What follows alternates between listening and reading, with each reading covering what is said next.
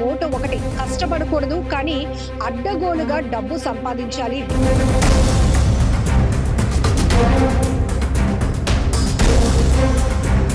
ఈ సంక్రాంతి సందర్భంగా ఈ నకిలీ నోట్లను చలామణి చేసే కోసం వీళ్ళు ఈ ప్రింట్ చేయడం జరిగింది.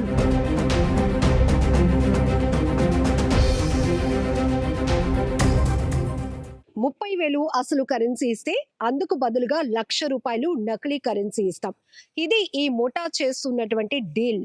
సో ఈ మధ్య కాలంలో తరచుగా చూస్తున్నటువంటి చాలా ముఠాలు వ్యవహరిస్తున్న తీరు, గాంజా, 2 నకిలీ అక్రమ వ్యవహారాలు చేస్తూ అడ్డగోలుగా సంపాదించాలి.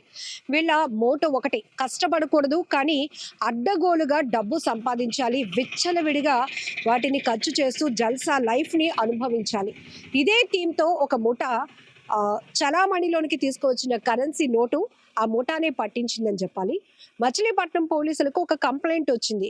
లిక్కర్ షాప్ దగ్గర 500 నకిలీ నోట్లు వచ్చాయి అంటూ ఆ ఓనర్ పోలీసులకి కంప్లైంట్ ఇవ్వడంతో అక్కడి నుంచి టెక్నికల్ బేస్లో ఇన్వెస్టిగేషన్ కొనసాగిస్తే ఈ ముఠా గుట్టంతా కూడా బట్టబయలైంది.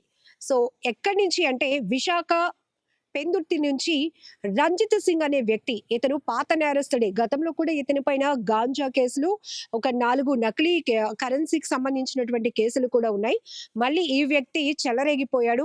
మరో 2తో కలిసి అతను నకిలీ కరెన్సీని చలామణిలోనికి తీసుకొస్తున్నాడు. ఏ స్థాయిలో అంటే 30,000 అసలు కరెన్సీ ఇస్తే అందుకు బదులుగా ₹1,00,000 నకిలీ కరెన్సీ ఇస్తారు. దీన్ని చలామణిలోనికి తీసుకొని రావడానికి సంక్రాంతి పండుగని టార్గెట్ చేసుకున్నారు. ఎందుకంటే సంక్రాంతి అనేటప్పటికి బిజియెస్ట్ గా ఉంటుంది మొత్తం మార్కెట్ అంతా. కాబట్టి ఈ కొనుగోళ్లు, ఈ వ్యవహారాలు అన్ని కూడా జోరుగా నడుస్తాయి.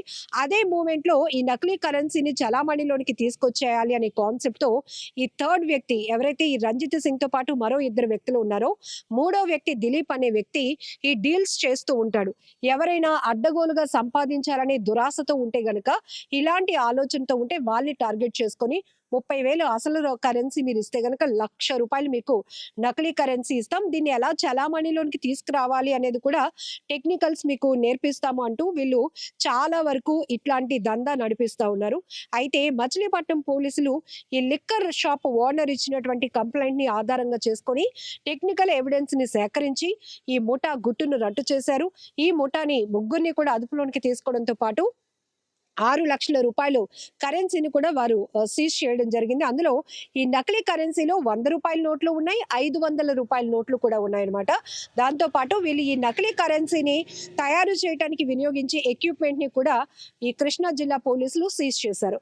ఇక్కడ ఒకటే కాన్సెప్ట్, నకిలీ ముఠాలు చెలరేగిపోతున్నాయి అంటే ఖచ్చితంగా వాళ్ళ టార్గెట్ అమాయకంగా, అది కూడా కొద్దిపాటి సమయంలో ఎక్కువగా సంపాదించేయాలి, అడ్డగోలు మార్గాల్ని ఎంచుకోవాలి అనేవారు ఎవరైతే వీళ్ళకి ఎక్కువగా అప్రోచ్ అవుతూ ఉంటారో వాళ్ళని టార్గెట్ చేసుకుని ఈ ముఠాలు దందాలు కొనసాగిస్తూ ఉన్నాయి. కానీ ఇక్కడ బలైపోయేది ఎవరు అంటే అమాయకుడే. అసలు కష్టార్జితాన్ని కూడా ఈ నకిలీ ముఠాల చేతుల్లో పెట్టేసి వాళ్ళు మోసపోతున్నటువంటి పరిస్థితులు.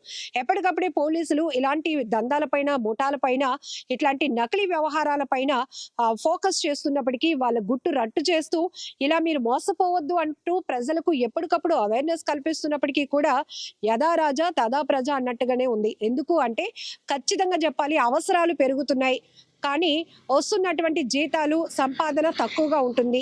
అవసరాలు తీర్చుకోవాలంటే అత్యధిక రాబడి రావాలి. దీనికోసం అడ్డగోలు మార్గాలను ఎంచుకున్న వాళ్ళే ఎక్కువ అవుతున్న పరిస్థితిలో ఇలా మోసపోతున్న వారి సంఖ్య కూడా పెరుగుతూనే ఉంది. ఇలాంటి ముఠాలు కూడా పేర్చేగిపోతూనే ఉన్నాయి. కాబట్టి ఇది ప్రాంతం ఏదైనా కావచ్చు, విశాఖ లాంటి ప్రాంతం నుంచి ఇట్లాంటి నకిలీ ముఠాలు చెలరేగిపోతున్నాయంటే ఈ దందాలు రాష్ట్ర వ్యాప్తంగా, దేశవ్యాప్తంగా కూడా కొనసాగుతున్న పరిస్థితులు ఉన్నాయి.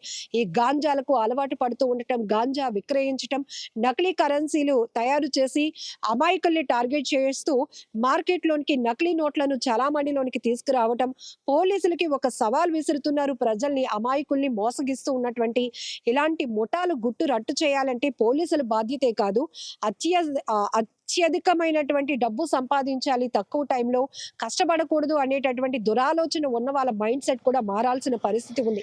ఎందుకంటే మార్కెట్‌లోని ఇలాంటి నకిలీలు చలామణి అవుతే అడ్డంగా మోసపోయేది కేవలం సాధారణమైన ప్రజానీకం మాత్రమే.